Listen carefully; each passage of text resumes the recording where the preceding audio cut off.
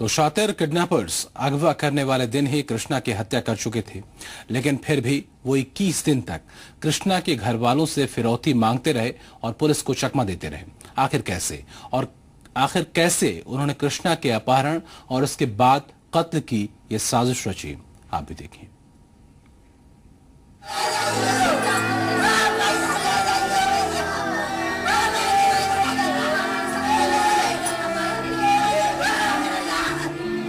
ग्वालियर का कृष्णा इन 3 किडनैपर्स के लालच का शिकार बना। ये तीनों एक झटके में 15 लाख कमाना चाहते थे और अपनी इसी चाहत को पूरा करने के लिए इन्होंने कृष्णा को अपना शिकार बना डाला। दरअसल कृष्णा के किडनैप और कत्ल की यह पूरी साजिश भूपेंद्र नाम के इस शख्स ने रची थी। भूपेंद्र ग्वालियर के आनंद नगर में कृष्णा के घर में बतौर किराएदार रहता था। वो कृष्णा के परिवार की माली हालत से वाकिफ था और इसीलिए उसने कृष्णा को अगवा करने की साजिश रची। इस साजिश में धर्मेंद्र और जितेंद्र नाम के अपने इन 2 साथियों को भी शामिल कर लिया।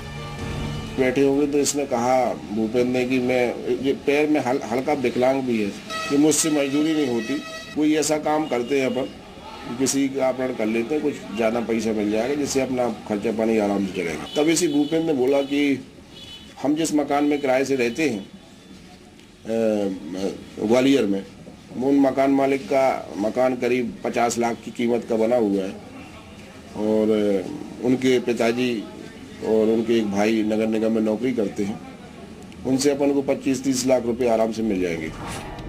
इन तीनों ने सबसे पहले कृष्णा से दोस्ती की और फिर वारदात वाले दिन यानी 5 अप्रैल को उसे अपने साथ मुरैना घूमने चलने के लिए कहा। कृष्णा इनकी बातों में आ गया और इन तीनों के साथ मुरैना चला गया। लेकिन जब रात को इन तीनों को कृष्णा को कहीं छिपाने की जगह नहीं मिली तो इन्होंने गोली मारकर कृष्णा की हत्या कर दी और शव को पत्थरों के नीचे छिपा दिया। लेकिन हत्या करने के बाद भी कृष्णा के घर वालों से ये फिरौती मांगते रहे। अपहरण तो निकल लिया, लगा गया सनी गाँव वाले देख ले, रखने को कोई जगह नहीं थी, तो जी खेत पे ले जाके इनकी प्लान हुई का इसको कहाँ रखें। उन्होंने क्या वैसा करते इसको मार देते, खेत से थोड़ा दूर एक नाले किनारे ले जाके और उसको कट्टे से गोली मार दी पीछे सिर में। यहाँ कुछ लोगों ने कृष्णा को आखिरी बार भूपेंद्र के साथ ही देखा था, लिहाजा जब कृष्णा नहीं मिला तो सबका शक भूपेंद्र पर ही गया और उसके बाद पुलिस ने अपनी तफ्तीश में खुलासा कर दिया कि भूपेंद्र ने ही फिरौती वसूलने के लिए अपने साथियों के साथ मिलकर इस पूरी वारदात को अंजाम दिया था। उनको पकड़ने के बाद इनसे पूछताछ की, तब ये पूरी घटना का खुलासा हुआ। पुलिस ने कृष्णा की मर्डर मिस्ट्री से पर्दा तो उठा दिया, लेकिन कृष्णा के घर वाले बहोड़ापुर थाना पुलिस पर सवाल उठा रहे हैं कि उन्होंने इस मामले में संजीदगी से कोई एक्शन क्यों नहीं लिया, जिसका नतीजा ये रहा कि 3 हफ्ते बाद कृष्णा का पता तो चला, लेकिन घर वालों को उसका शव कंकाल के रूप में मिला। अगर आज ये चलो ठीक है ने उसी दिन मारा, अगर ये उस टाइम पहुंच जाते उसका चलो मरने के बाद हमको बॉडी मिल जाती, लेकिन आज इतने दिनों बाद गए वहाँ पे हमको कुछ नहीं मिला, केवल थोड़ा बहुत मिला है कंकाल भी पूरा नहीं मिला, एक सिर मिला है और 2-4 हड्डी मिली है बस। उनने यही शिकायत की है कि बाबूलाल की जांच से संतुष्ट नहीं थे, बाबूलाल ने उनसे कुछ मांग भी की है, कुछ लिया भी है, तो मैंने उनसे बोला भी है कि आप उसकी बिल्कुल शिकायत करें, इस टाइप से किया। अगर वो उस समय हमें बताते तो हम उसी समय उसको राइट कर देते थे।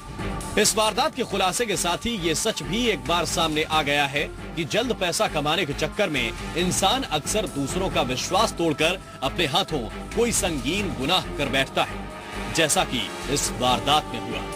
भूपेंद्र ने न सिर्फ कृष्णा का कत्ल किया बल्कि उसकी दोस्ती और उसके घर वालों के भरोसे की भी हमेशा हमेशा के लिए हत्या कर दी। सुशील कौशिक, जी मीडिया, ग्वालियर।